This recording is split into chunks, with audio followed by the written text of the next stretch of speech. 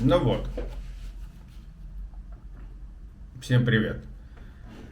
Каждый день записываю видео, хочу вам что-то рассказать, но вы меня приятно удивили своей активностью, забросали комментариями разноплановыми. Я стараюсь отвечать на них и очень вам благодарен. Пишите в комментариях еще.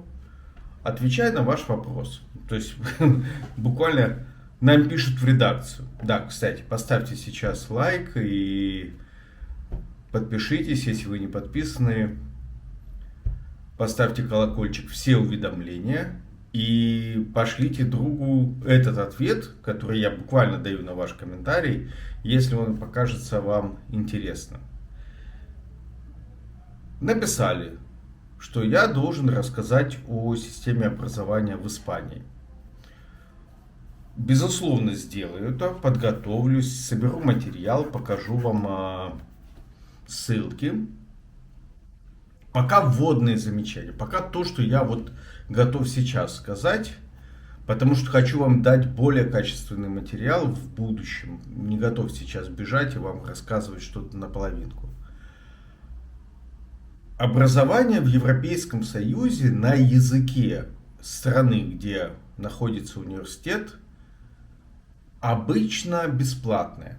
То есть ты можешь платить там какие-нибудь 600-900 евро за абонементы на транспорт, за доступ в библиотеку. Ну, то есть за какие-то, допустим, какие-то сервисы в кампусе, но не за само образование. Если речь идет о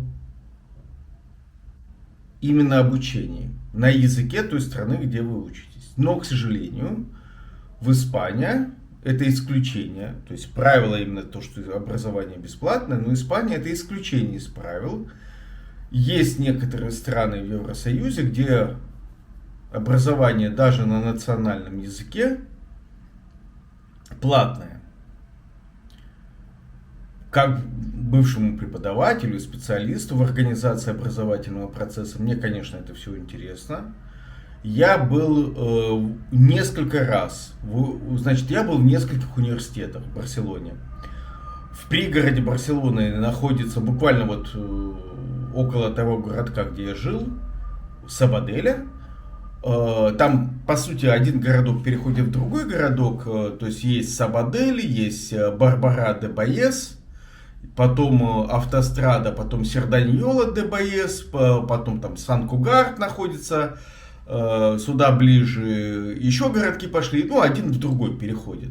Ну, вот эти вот, там дальше, соответственно, есть Сабадель, потом Терраса. Это все вот такое, получается, Баес это долина, только по-испански.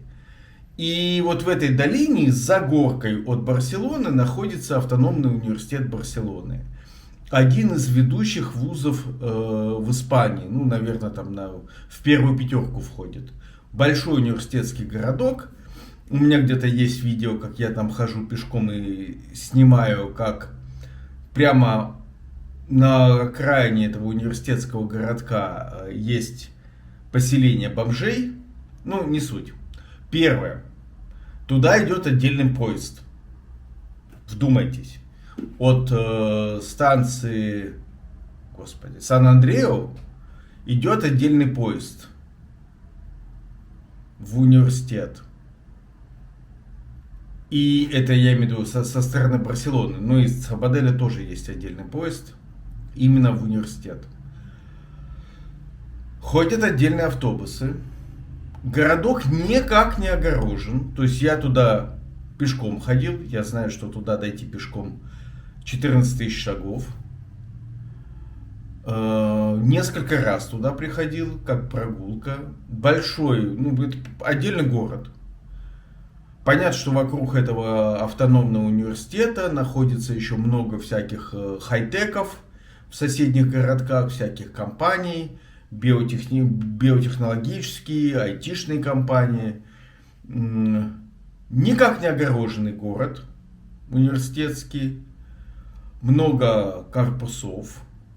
свободный доступ в любое помещение, в смысле, в любое здание я заходил свободно, просто с улицы, никто у меня не проверял никакие документы. Подходил, там, заглядывал в кабинеты, задавал вопросы, разговаривал с персоналом. Большинство преподавателей говорит на чуть-чуть хотя бы понимают английский язык. Собственно, я ходил туда по вопросу, что я хочу найти группы языкового обмена. Но я, по-моему, туда ходил в конце учебного года и просто не вовремя было. И я жил, снимал комнату в квартире, где жили другие студенты. Студент, вот самый выдающийся, с которым я вместе жил, господи, забыл, как его зовут. Он учил японский язык, и он закончил университет,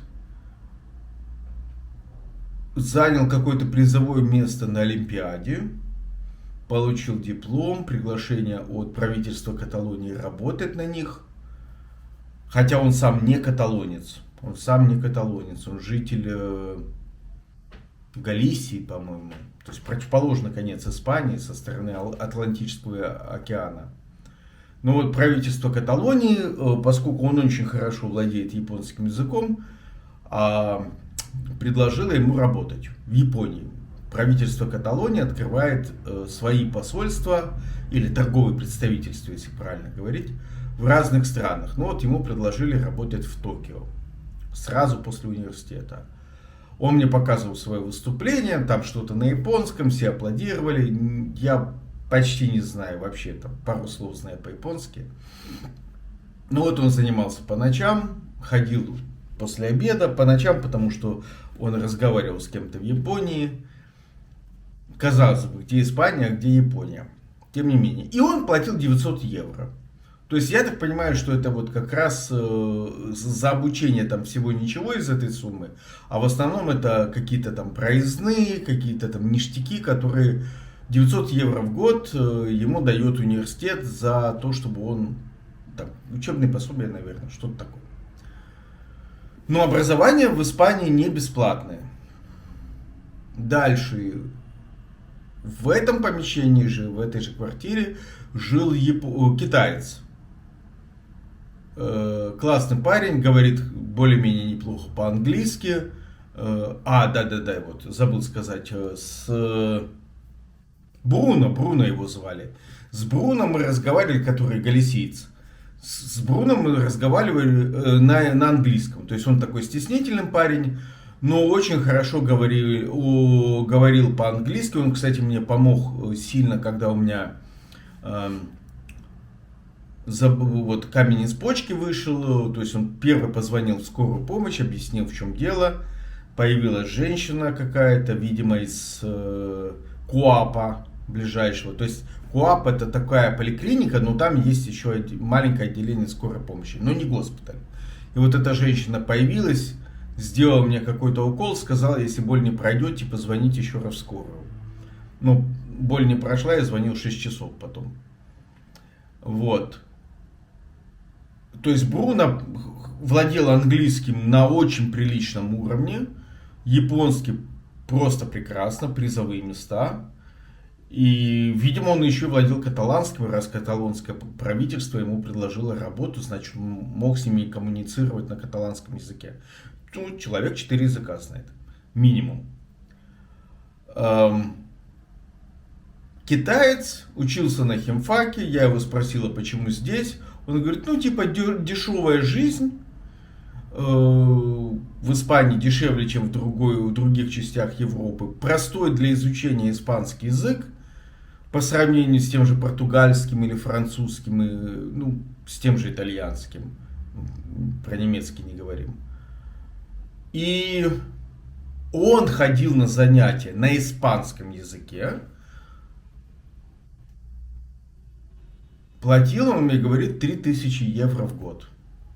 Бакалавриат. Всем этим ребятам было по 25-27 лет.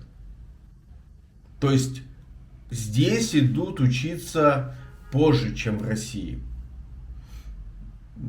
Карлос, с которым мы подружились, он был в Каталонии не по причине обучения, он уже закончил, он проходил здесь производственную практику, как бухгалтер.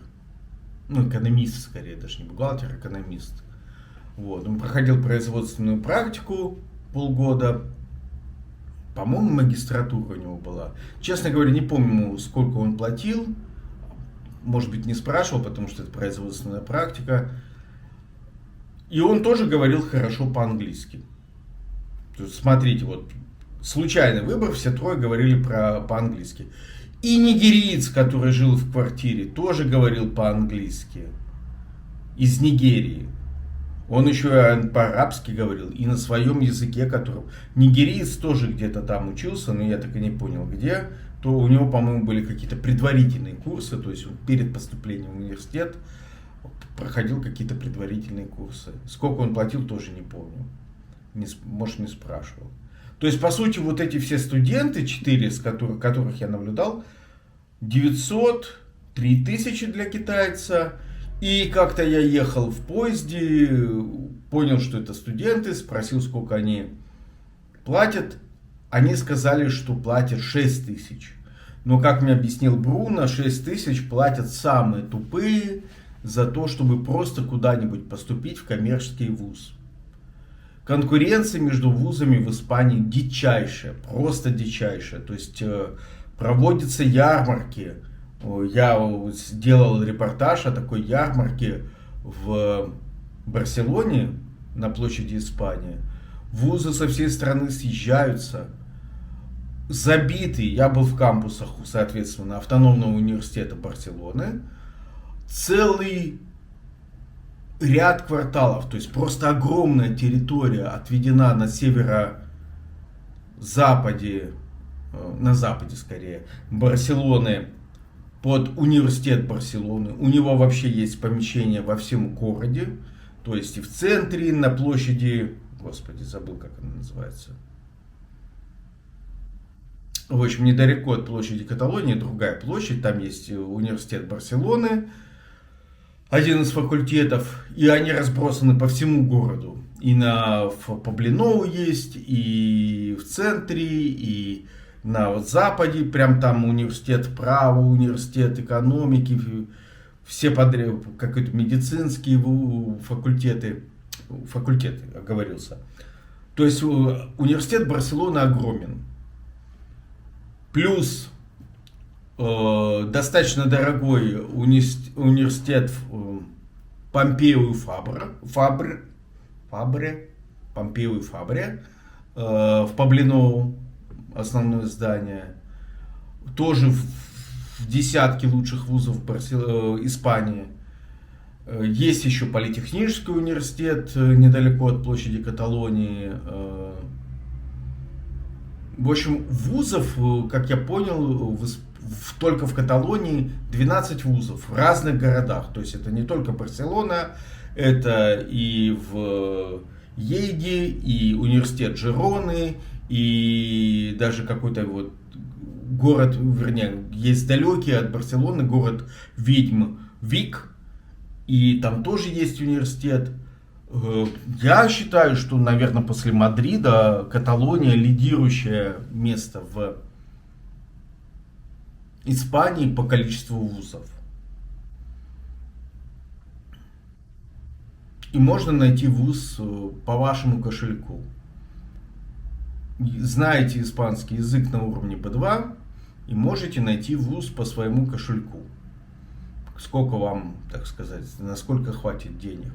Понятно, можно учиться не в Барселоне, где, наверное, дороже не стоимость обучения, а стоимость жизни. Ну, меньше, чем на 850 евро в месяц студент не сможет жить. И это прям вот уровень выживаемости, выживания. 850 евро. Потому что, комнату снять, плюс там какой-то проезд, сотовая связь, коммунальные платежи, еще, и покушать каких-нибудь там макарон, а студентам же хочется и где-то потусить, и что-то выпить. как устроено несколько раз, еще я, по-моему, об этом говорил, но еще раз повторю, раз мы про образование говорим, как устроена система школьного образования. Я несколько раз участвовал в качестве переводчика с русского на английский, подчеркиваю, не на испанский, на английский, для русскоязычных семей. Сотрудники система образования подчиняется региональному правительству, которое называется Женералитет. Ну, в частности, в Каталонии это Женералитет Каталонии. И вот сотрудники образовательного этого департамента образования, Женералитета, они говорят по-английски. Поэтому меня брали туда в качестве переводчика.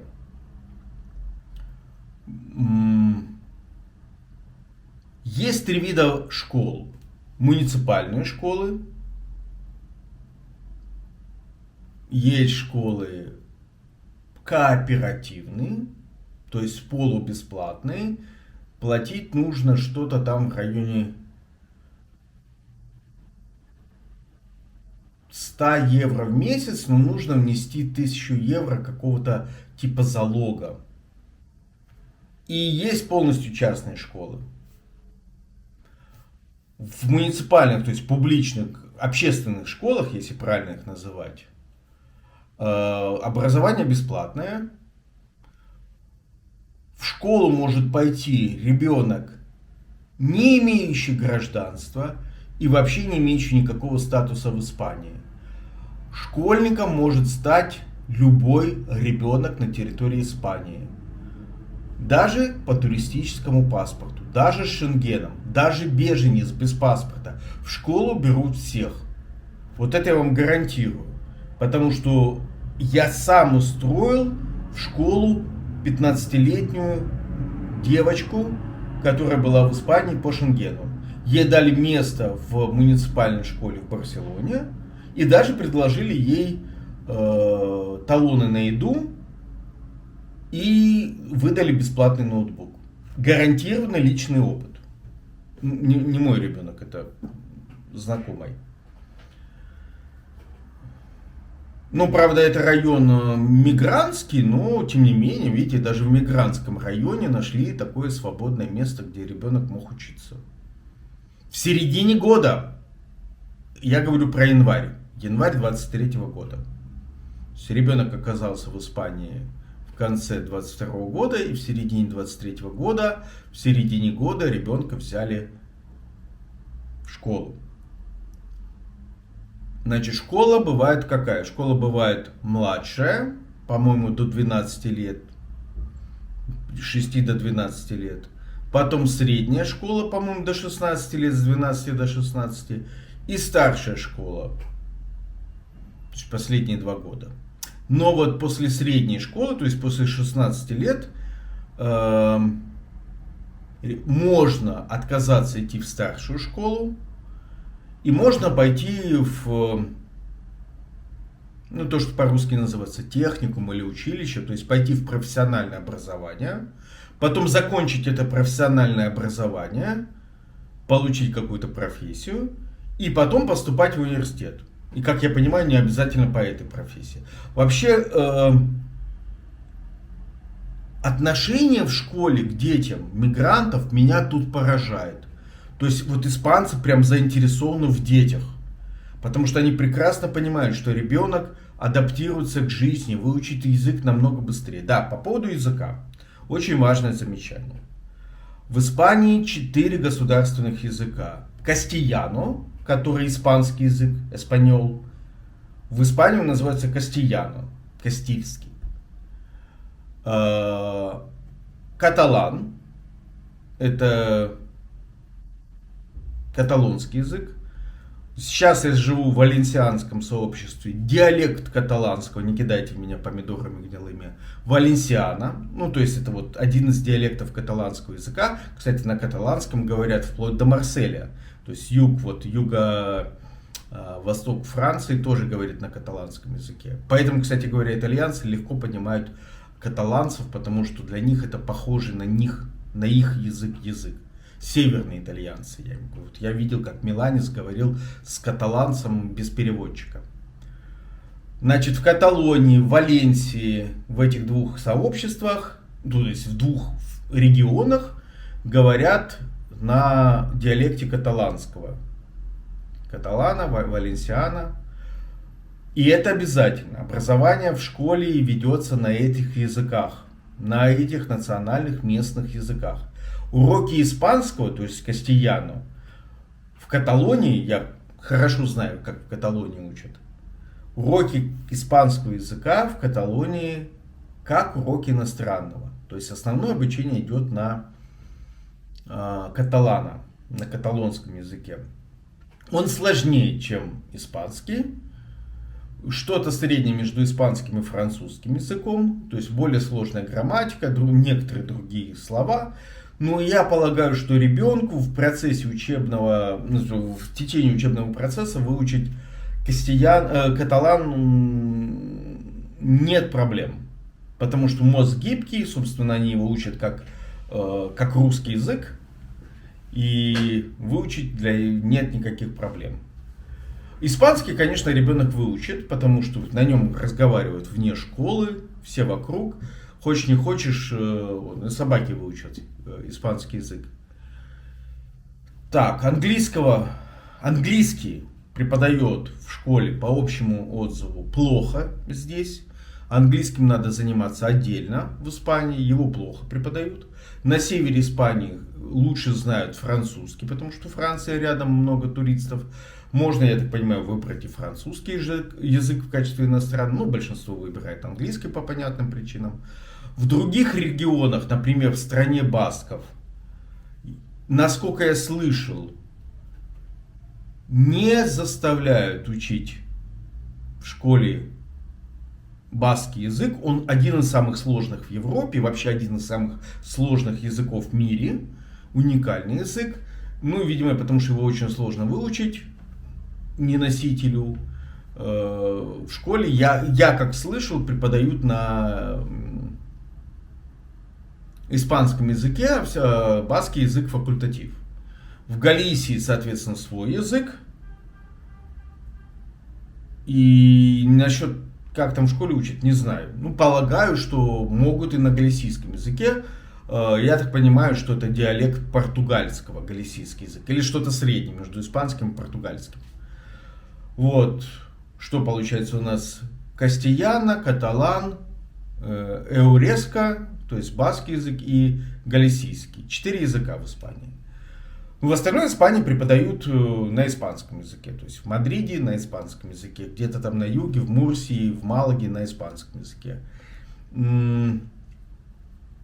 Это вот такой нюанс по языкам. В Каталонии они прям фанаты этого каталанского языка, бьются за свою культурную независимость. Мигрантам, беженцам они предлагают бесплатные курсы от муниципалитета, в основном только на каталанского языка. То есть каталанский язык выучить в Каталонии нечего делать. Вот просто идешь в любой муниципалитет, и тебя назначат курсы каталанского языка. Курсы испанского языка в муниципалитете для беженцев все забиты, мест нет. И не коммерческие. Да, сейчас забегаю вперед. Так вот, про университеты сказал, про школы сказал. В школу смело возьмут вашего ребенка в любом его статусе.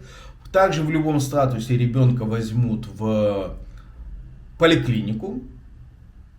То есть даже если у ребенка вообще никаких нет документов, возьмут. Если у него есть статус просителя убежища, возьмут. Если у него туристический шенген, тоже возьмут. Детей здесь, им открыты все двери. Со взрослыми сложнее. Школы иногда переполнены, в особенности в местах, где много мигрантов приезжает, поэтому могут дать не в вашем районе, может понадобиться поездить. Был конкретный случай, могут разделить детей из одной семьи в разных школах, но именно из-за того, что иногда в районах, которые популярны среди приезжих, мигрантских районах, может не хватать мест. Ну, как повезет. Но место дадут сразу, даже в середине года. Я участвовал в общении с представителями школ. Очень приветливые. Выдают оборудование, ноутбуки. Специально прикрепляют человека, чтобы он какого-то русскоговорящего или англоговорящего, если ребенок говорит по-английски, чтобы он помог адаптироваться ребенку в школе. Очень стараются, чтобы ребенок вошел в контакт с одноклассниками, чтобы он общался с одноклассниками. В общем, я видел помимо обычной бюрократии, которая есть в любом госучреждении, любой точке планеты Земля, представьте себе, вы можете представить, чтобы департамент образования Краснодара сотрудники говорили по-английски? Я, например, нет. В школах носятся за этими детьми прям как за своими родными. Я был в шоке, как они носятся. Да, кстати, смартфоны в школах запрещены, что меня, конечно, удивило. Могут отобрать, если увидят, что ты пользуешься. Очень жестко контролируют, чтобы в течение учебного процесса ребенок не сидел в телефоне. Телефон должен быть в сумке или в кармане, но ни в коем... Увидят, что ты с телефоном в руках, отберут. Были случаи, помогало разбираться. Несмотря на это, прям носятся с детьми в школах очень сильно.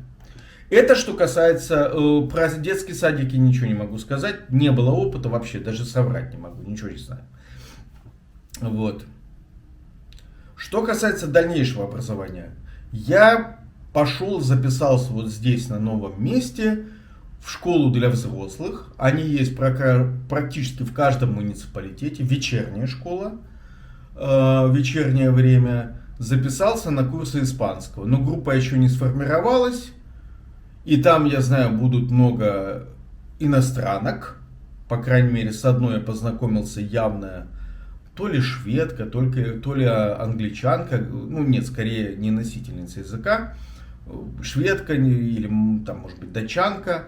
Говорит по-английски. Мы познакомились, нас записали. Сказали, нам позвонят, напишут, когда будет сформирована группа испанского языка. Потому что мы не попали в группу А1, то есть начального уровня, нас записали в группу А2, более продвинутого уровня, как бы на вырост.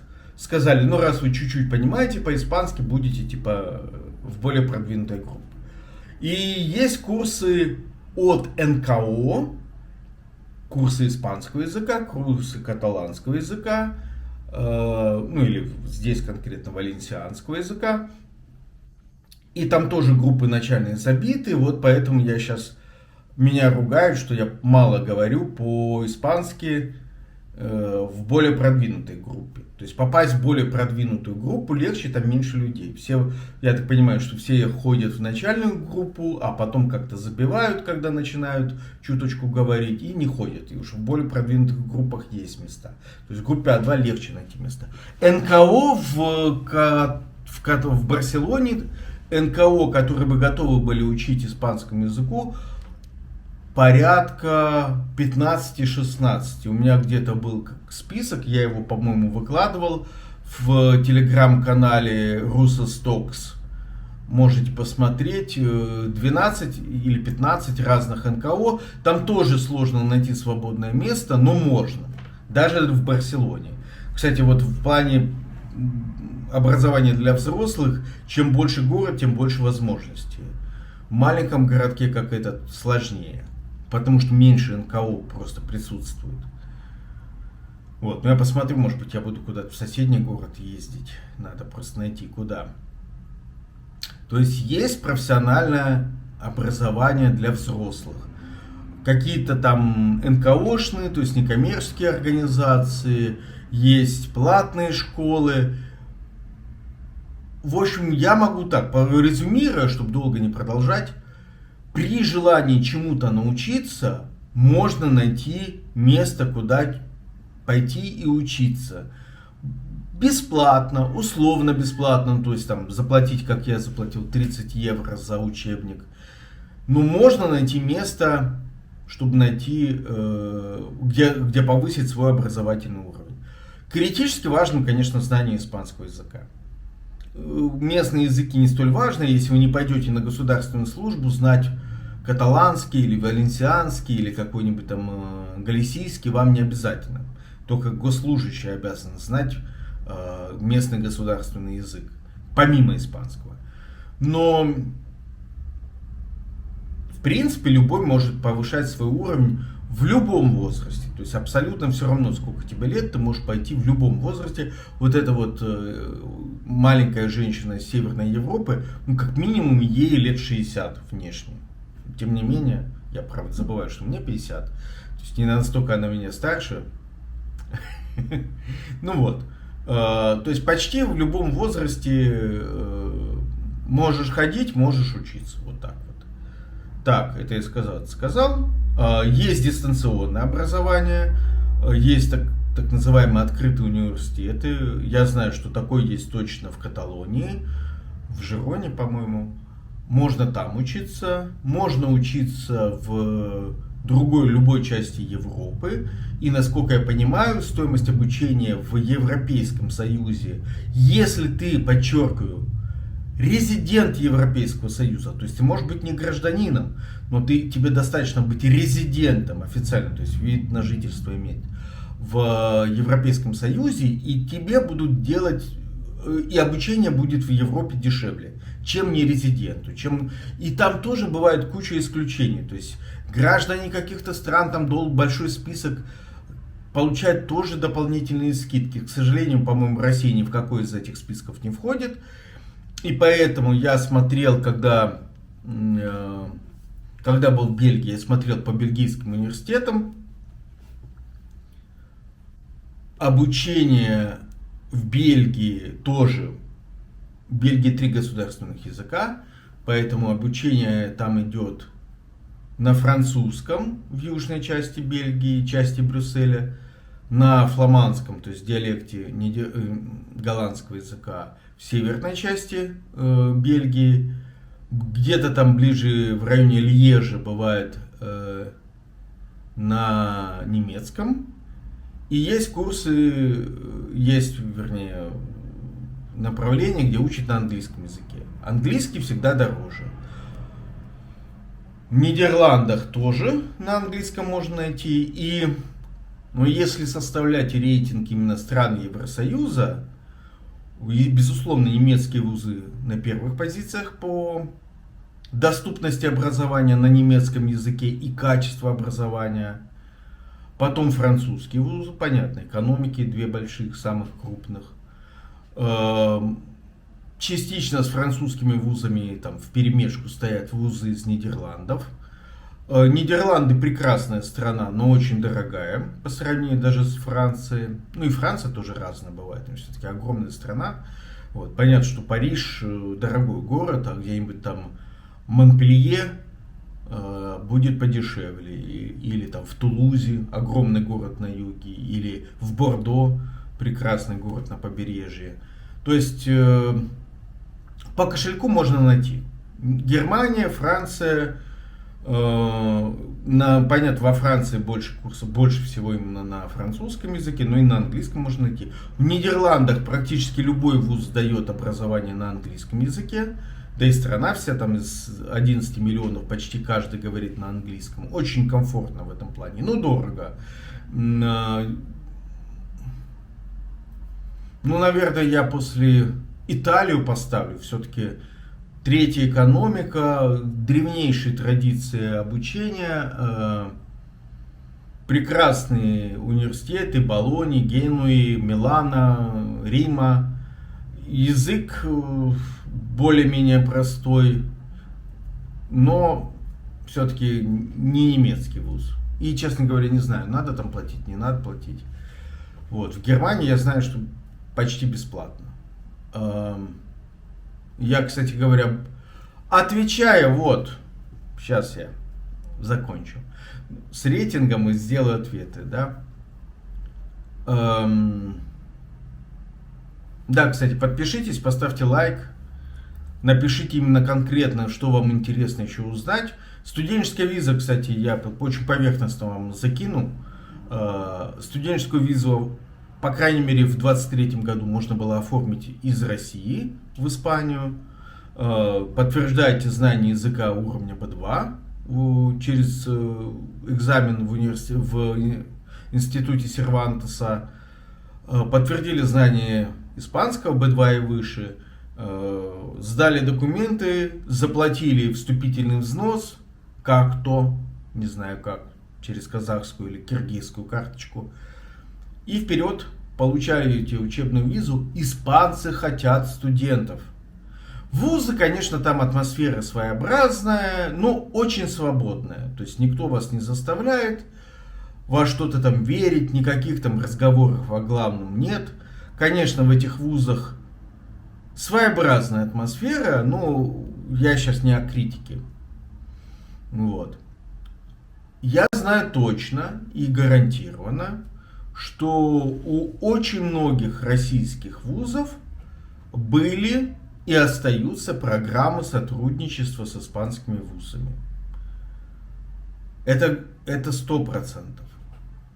Просто после начала войны эти вузы поубирали эту информацию со своих страниц. Но испанские вузы не посчитали необходимым убирать информацию со своих страниц. Поэтому передаю привет группам в Марбелье, в Мадриде, в Барселоне, Помпео и Фабра, в стране басков и во всех других крупных вузах,